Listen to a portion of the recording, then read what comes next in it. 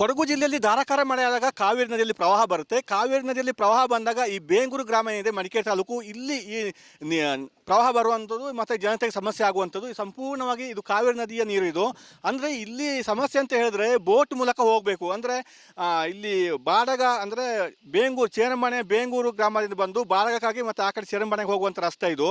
ಆದರೆ ಇಲ್ಲಿ ಏನಾಗಿದೆ ಅಂದರೆ ರಸ್ತೆ ಒಂದು ಕೇವಲ 2 ಕಿಲೋಮೀಟರ್ 3 ಕಿಲೋಮೀಟರ್ ರಸ್ತೆ ಅಷ್ಟೇ ಸರಿಪಡಿಸಬೇಕು. ಅದಷ್ಟು ಸರಿಪಡಿಸಿದ್ರೆ ಎಲ್ಲವೂ ಸರಿಯಾಗುತ್ತೆ. ಆದರೆ ಅದೆಷ್ಟೋ ವರ್ಷದಿಂದ ಅದನ್ನು ಸರಿಪಡಿಸಲಿಕ್ಕೆ ಅಧಿಕಾರಿಗಳಿಗಾಗಿಲ್ಲ, ಜನಪ್ರತಿನಿಧಿಗಳಿಗಾಗಿಲ್ಲ. ಈ ಬೋಟ್ ಮೂಲಕ ಇವರು ಸಾಗುವಂಥದ್ದು. ಶಾಲೆಗೆ ಮಕ್ಕಳು ಹೋಗ್ತಾರೆ, ಈ ವಯಸ್ಸಾದವರು ಹೋಗ್ತಾರೆ, ಮತ್ತು ಏನಾದರೂ ಕಾಯಿಲೆ ಬಿದ್ದವ್ರನ್ನ ಕರ್ಕೊಂಡು ಹೋಗ್ತಾರೆ. ಮತ್ತು ರಾತ್ರೋರಾತ್ರಿ ಏನಾದರೂ ಹೆಚ್ಚು ಕಡಿಮೆ ಆದರೆ, ಕಾಯಿಲೆ ತೊಂದರೆ ಆದರೆ ಅವರನ್ನು ಇಲ್ಲಿ ಕರ್ಕೊಂಡು ಹೋಗುವಂಥ ಇದೇ ಬೋಟ್ ಮೂಲಕ. ರಾತ್ರಿ ಕೂಡ ಇವರು ಬೋಟ್ ಓಡಿಸ್ಲಿಕ್ಕೆ ಬರ್ತೀವಿ ಅಂತ ಹೇಳ್ತಿದ್ದಾರೆ. ಅಂದರೆ ಗ್ರಾಮ ಪಂಚಾಯತಿ ವತಿಯಿಂದ ಒಂದಷ್ಟು ಹಣವನ್ನು ಇವರಿಗೆ ಕೊಡ್ತಾರೆ ಒಂದು ವರ್ಷಕ್ಕೆ ಅಂತ ಹೇಳಿ, ಅದರಲ್ಲೇ ಇವರು ಈ ಸೇವೆಯನ್ನು ಮಾಡುವಂಥದ್ದು. ಅಂದರೆ ಇದು ತುಂಬ ಆತಂಕದ ವಿಷಯ ಕೂಡ. ಯಾಕೆಂದರೆ ಶಾಲೆ ಮಕ್ಕಳು ಹೋಗುವಂಥದ್ದು, ವೃದ್ಧರು ಹೋಗುವಂಥದ್ದು ತುಂಬ ಆತಂಕ ಇದೆ. ನೀರು ಇದಕ್ಕಿಂತ ಹೆಚ್ಚು ಬರುತ್ತೆ ಒಂದೊಂದು ಸಲ. ಈಗ ಈಗ ಕಳೆದ ಒಂದು 3 ದಿವಸಗಳಿಂದ ಮಳೆ ಆಗ್ತಾ ಉಂಟು, ಅದಕ್ಕೆ ಇಷ್ಟು ನೀರಿದೆ. ಈಗ ಜನಗಳನ್ನು ಬಿಟ್ಟು ನಾವು ಇಲ್ಲಿ ಹೋಗ್ತಾ ಇರುವಂಥದ್ದು ಸುಮಾರು ಒಂದು 500 ಮೀಟರ್, ಒಂದು ಅರ್ಧ ಕಿಲೋಮೀಟರ್ ಅಷ್ಟು ಈ ರೀತಿ ದಾಟಬೇಕು. ಇದು ತುಂಬ ಗಾಳಿಗಳಿದ್ದಾಗ ಈ ಬೋಟ್ ಆಚೆ ಈಚೆ ಒಲಾಡುವಂಥದ್ದು ಇದೆ, ತುಂಬ ಸಮಸ್ಯೆ ಇದೆ. ಆದ್ದರಿಂದ ಹಿರಿಯ ಅಧಿಕಾರಿಗಳೇನಿದ್ದಾರೆ, ಜನಪ್ರತಿನಿಧಿಗಳೇನಿದ್ದಾರೆ, ಆ ರಸ್ತೆಯನ್ನು ಸರಿಪಡಿಸಿದರೆ ಈ ಸಮಸ್ಯೆ ಇರಲ್ಲ. ರಸ್ತೆ ಕೇವಲ ಒಂದು 3 ಕಿಲೋಮೀಟರ್ ರಸ್ತೆಯನ್ನು ಸರಿಪಡಿಸಿದ್ರೆ ಅಷ್ಟೇ ಸಾಕು. ಈ ಬೋಟ್ ಬೇಡ ಅಂತ ಇವರು ಹೇಳ್ತಾ ಇದ್ದಾರೆ. ಅದನ್ನು ಸರಿಪಡಿಸುವ ಕೆಲಸವನ್ನು ಈ ಅಧಿಕಾರಿಗಳು ಜನಪ್ರತಿನಿಧಿಗಳು ಮಾಡಬೇಕಾಗಿದೆ. ಈಗ ಗ್ರಾಮ ಪಂಚಾಯತಿ ಸಹಕಾರದಿಂದ ಇವರು ಇಷ್ಟೆಲ್ಲ ಈ ಬೋಟ್ ವ್ಯವಸ್ಥೆಯನ್ನು ಮಾಡ್ಕೊಳ್ತಾ ಇದ್ದಾರೆ.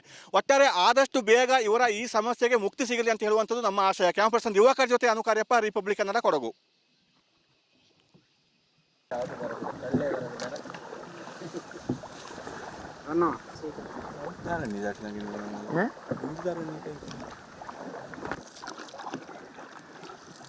ನೋಡಿ ಒಂದು ಅಪ್ಲೋಡ್ ಮಾಡಿ ಅದರೊಂದು ಇದು ಮೇನ್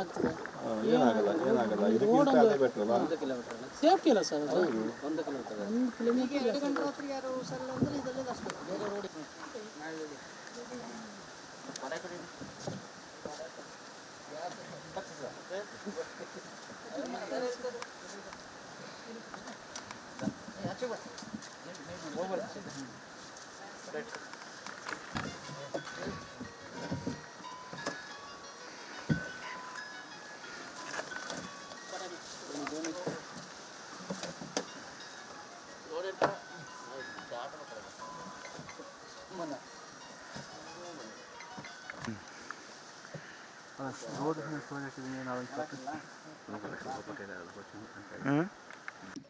ಸಾಮಾನ್ಯವಾಗಿ ಕರಾವಳಿ ಜಿಲ್ಲೆಗಳಲ್ಲಿ ಈ ರೀತಿ ಬೋಟ್ಗಳನ್ನು ಬಳಸ್ತಾರೆ, ನದಿಗಳಲ್ಲಿರ್ಬೋದು, ಸಮುದ್ರಗಳಿರ್ಬೋದು. ಆದರೆ ಇಲ್ಲಿ ಕೊಡಗು ಜಿಲ್ಲೆಯಲ್ಲೂ ಕೂಡ ಒಂದು ಗ್ರಾಮದಲ್ಲಿ ಈ ಬೋಟಿಂಗ್ ಇದೆ, ಅಂದರೆ ಬೇಂಗೂರು ಗ್ರಾಮದಲ್ಲಿ. ಇದು ಇಲ್ಲಿ ಮಳೆ ಆದಾಗ, ಪ್ರವಾಹ ಬಂದಾಗ, ಕಾವೇರಿ ನದಿಯಲ್ಲಿ ಏನು ಪ್ರವಾಹ ಬರುತ್ತೆ ಆವಾಗ ಈ ಬೋಟ್ ಬಳಸುವಂಥದ್ದು.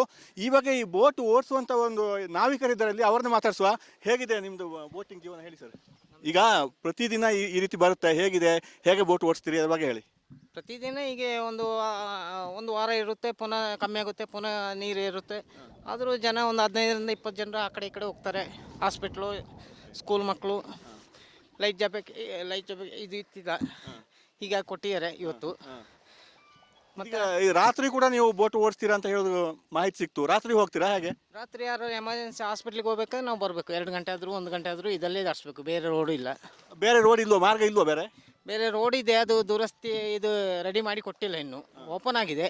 ಅದಕ್ಕೆ ಇನ್ನೂ ಕಲ್ಲುಗಿಲ್ಲ ಹಾಕಿ ಇನ್ನೂ ರೆಡಿ ಮಾಡಿ ಕೊಡಬೇಕು. ಇಷ್ಟು ವರ್ಷದಿಂದ ಓಡಿಸ್ತಾ ಇದ್ರೆ ಬೋಟ್, ರೋಡ್ ಇನ್ನೂ ಯಾಕೆ ಸರಿ ಮಾಡಿಲ್ಲ ಅಂತ ಹೇಳುವಂಥದ್ದು? ಅದು ನಮ್ಮ ಜಿಲ್ಲಾಡಳಿತವರು ಇದು ಮಾಡ್ಕೊಳ್ಬೇಕು. ನೀವು ಎಷ್ಟು ವರ್ಷದಿಂದ ಬೋಟ್ ಓಡಿಸ್ತಾ ಇದ್ರಿ? 3 ವರ್ಷದಿಂದ. ಓಕೆ, ಏನು ಸಂಬಳ ಏನು ಕೊಡ್ತಾರೆ ಹೇಗೆ? ಸಂಬಳ 7,500 ಕೊಡ್ತಾರೆ ಅಷ್ಟೇ, ಫುಲ್ ಮಳೆಗಾಲ ಅಡಿ. ಈ ಪ್ರಯಾಣಿಕರಿಗೆ ಫ್ರೀ ಇದು? ಫ್ರೀ. ಕೆಲವರು ಕೊಡ್ತಾರೆ ಮಾಮೂಲಿ, ಅವರು ಕಷ್ಟ ನೋಡಿಕೊಂಡು ಬೆಳಿಗ್ಗೆ ಸಾಯಂಕಾಲ ಹೊರಗೆ ಓಡಿಸ್ತಾರೆ ಅಂತ. ಹಾಗೆ ಎಷ್ಟು ದಿವಸ ಇರುತ್ತೆ ನೀರು ಇದು ಈ ರೀತಿ ಹೇಗೆ? ಇದೊಂದು ಮಿನಿಮಮ್ ಒಂದು 10 ದಿವಸ ಇರ್ತದೆ. ಓಕೆ, ಈ ವರ್ಷ ಹೇಗೆ 2ನೇ ಬಾರಿ ಬಂದಿದೆ ಇದು ಹೇಗೆ? ಇದು 3ನೇ ಬಾರಿ ಈ ವರ್ಷ. 7, 8, ಮೊನ್ನೆ ಒಂದು 12 ದಿವಸ ಇತ್ತು, ಪುನಃ ಕಮ್ಮಿ ಆಯಿತು. ಈಗ ಬಂದು ಒಂದು 3 ದಿವಸ ಆಯಿತು. ಈಗ ಇದಕ್ಕೆ ಪರ್ಯಾಯ ವ್ಯವಸ್ಥೆ ಅಂದರೆ ರಸ್ತೆ ಮಾತ್ರನಾ? ರಸ್ತೆ ಮಾತ್ರ, ಅದು ಬಿಟ್ಟರೆ ಬೇರೆ ಏನಿಲ್ಲ. ಅಲ್ಲ, ಪ್ರತಿ ಮಳೆಗಾಲದಲ್ಲಿ ಈ ರೀತಿ ಬೋಟ್ ಮೇಲೆ ಹೋಗ್ತೀರಿ, ಆದರೂ ಯಾರಿಗೂ ಗೊತ್ತಾಗಿಲ್ಲ, ಜನಪ್ರತಿನಿಧಿಗಳಿಗೆ ಇರ್ಬೋದು, ಅಧಿಕಾರಿಗಳಿಗೆ ಇರ್ಬೋದು, ಯಾಕೆ ಮಾಡ್ತಾ ಇಲ್ಲ? ಯಾರು ಮಾಡ್ತಿಲ್ಲ. ಓಟಿಗೆ ಆಗೋತ್ತಿಗೆ ಎಲ್ಲ ಬರ್ತಾರೆ, ಮತ್ತು ಯಾರು ತಿರುಗಿ ನೋಡೋದಿಲ್ಲ. ಎಷ್ಟೋ ಸತಿ DC ಆಫೀಸಲ್ಲಿ ಹೋಗಿ ಕಂಪ್ಲೇಂಟ್ ಮಾಡಿದ್ದೀವಿ, ಲೆಟ್ರು ಕೊಟ್ಟಿದ್ದೀವಿ, ಆದರೂ ಅವ್ರದ್ದು ಏನಿಲ್ಲ. ಶಾಲೆ ಮಕ್ಕಳು ಇದರಲ್ಲೇ ಬರ್ತಾರೆ ಹೇಗೆ? ಶಾಲೆ ಮಕ್ಕಳು ಇದರಲ್ಲಿ ಒಂದು 15-20 ಜನರು ಹೋಗ್ತಾರೆ. ಪುನಃ ಕೆಲಸಕ್ಕೆ ಹೋಗೋರು ಹೋಗ್ತಾರೆ. ಅವ್ರು ಬರೋತ್ತಿಗೆ 5 ಗಂಟೆ, ಇವರು ಇದು ಟೈಮಿಂಗ್ಸ್ ಮಾಡಿ ಅಂತಂದರೆ ಟೈಮಿಂಗ್ಸು ಇಲ್ಲ. ಈಗ ನಾವು ಬರುವವರೆಗೆ ಕಾಯಬೇಕು. ಒಟ್ಟಾರೆ ಕಾವೇರಿ ನದಿಯಲ್ಲಿ ಪ್ರವಾಹ ಬಂತಂದರೆ ಎಲ್ಲರಿಗೂ ಇಲ್ಲಿ ಸಂಕಷ್ಟ. ಯಾಕೆಂದರೆ ಬೋಟ್ ಮೂಲಕ ಹೋಗಬೇಕು. ಶಾಲೆ ಮಕ್ಕಳು ಇರ್ಬೋದು, ವೃದ್ಧರಿರ್ಬೋದು, ರೋಗ ಕಾಯಿಲೆ ಬಂದವರು ಇರ್ಬೋದು, ಎಲ್ಲರೂ ಸೇರಿ ಇದರಲ್ಲೇ ಹೋಗಬೇಕಾಗಿದೆ. ರಾತ್ರಿ ಕೂಡ ಇವರು ಯಾರಿಗಾದರೂ ಸಮಸ್ಯೆ ಆದರೆ ಎದ್ದು ಬರ್ತಾರೆ ಅಂತ ಹೇಳ್ತಿದ್ದಾರೆ. ಕ್ಯಾನ್ ಯುವಕರ ಜೊತೆ ಅನುಕಾರ್ಯಪ್ಪ, ರಿಪಬ್ಲಿಕ್ ಕನ್ನಡ, ಕೊಡಗು.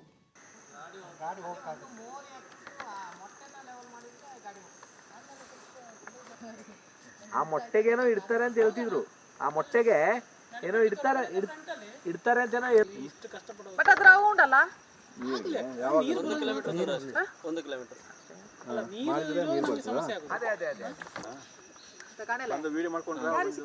ಅದಲ್ಲ ಬಾಡಗಂತ ಅಂದಿರ ಒಂದೇ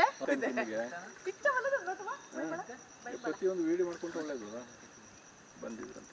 ಹೊಲಕ ರೆವೆನ್ಯೂ ಅಲಂಜಿ ಜಾಕೆಟ್ ಬಂತಲ್ಲ ಬೆಳಿಗ್ಗೆ.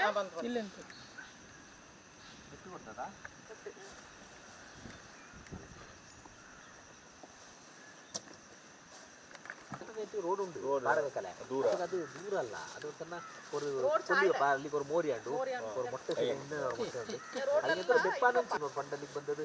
ಅದು ಅಲ್ಲಿಗೆ ಅಲ್ಲ ನಿಂತಲ್ಲ ಚಕ್ಕಂಚಿ ಅಲ್ಲಿಗೆ ಬೆಪ್ಪಾನಂಚಿ ಅಲ್ಲಿ ಒಂದು ದಿನ ಅಲ್ಲಿ ಮಕ್ಕ ಇದು ಎಂತ ಮಾಡೋಣ ಪರ್ಯಾಯ ಮಾಡೋದು ಬಾಡಗ ರೋಡ್ ಕನೆಕ್ಟ್ ಅದೇ ಬೆಟರ್. ಅಚ್ಚಕ್ಕೆ ಬಲ್ಲೆ ಫಂಡ್ ಹಾಕುತ್ತಲ್ಲ ಚೆಕ್ಕು ಸೇತುವೆ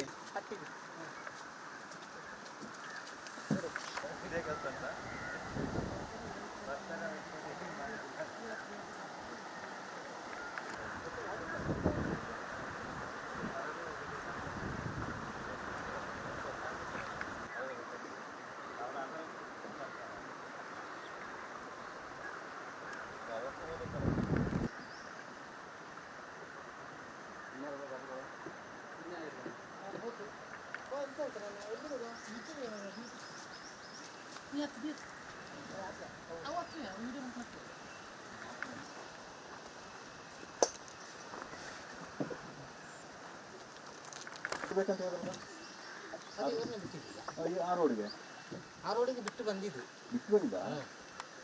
ಅದು ನಮಗೆ ದೂರ.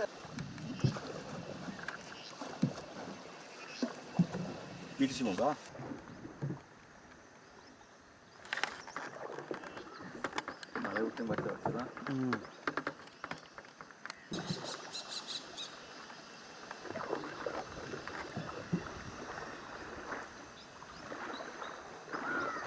ನಮ್ಮದು ಮಗುವಿಗೆ ಹುಷಾರಿಲ್ಲ. ಇವತ್ತು ನಾವು ಹಾಸ್ಪಿಟ್ಲಿಗೆ ಹೋಗಿ ಬಂದಿದ್ದು.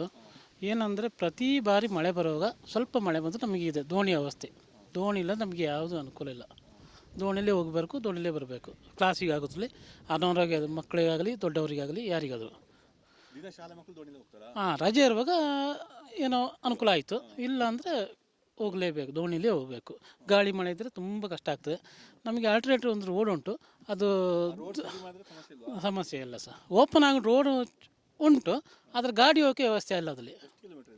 ಅದು 3 ಕಿಲೋಮೀಟ್ರ್ ಸಂಪರ್ಕ ಸೇರ್ತದೆ ಸರ್. ಇಲ್ಲಿಂದ ಈಗ ನಾವು ದೋಣಿ ಇಳಿದು ಸೇರುವುದರಿಂದ ಅಲ್ಲಿ 3 ಕಿಲೋಮೀಟ್ರ್ ಆಗ್ತದೆ.